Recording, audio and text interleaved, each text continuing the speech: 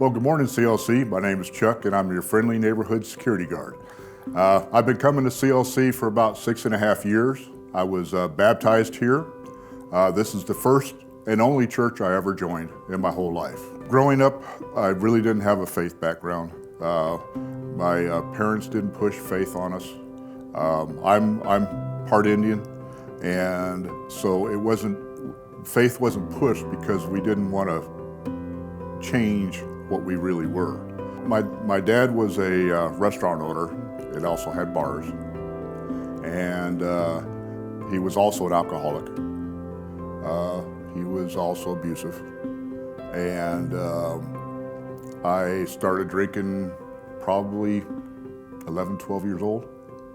And I guess I was acting out to get attention, but never got the attention that I wanted, so I just kept escalating, and it just got worse. So I got involved in gangs because I was a big guy, and even though I was younger than everybody else, I was still bigger than most. So I just got adopted into different gangs, and it just got worse. From just having fights to stealing, you name it, we did it.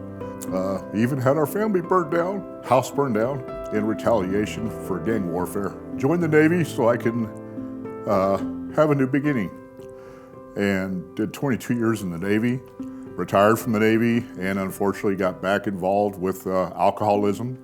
I got a DUI. I was in jail. I was in a padded cell with a straitjacket and with the biggest deputies I'd ever seen. And I didn't remember any of it because I blacked out. I realized that I was messing my life up. And this was, when I was 55, so it was about 7 years ago. The turning point in my life was turning my life over to God and realizing that I was making a huge mess of my life. And if I didn't change things, I was probably gonna die. And I got on my hands and knees, and I prayed. And I felt God come into my life. And so since then, I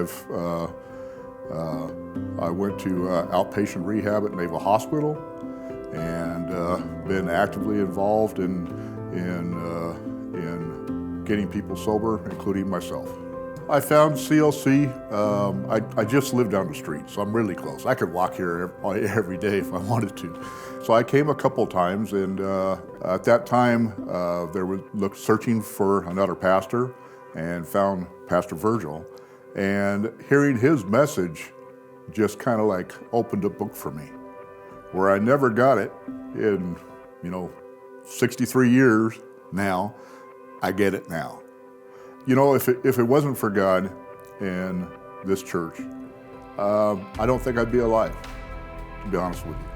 Because the way I was going, it wasn't going to be long. So God intervened in my life and showed me where I needed to be, which is here. So that I could live and so that I could help other people.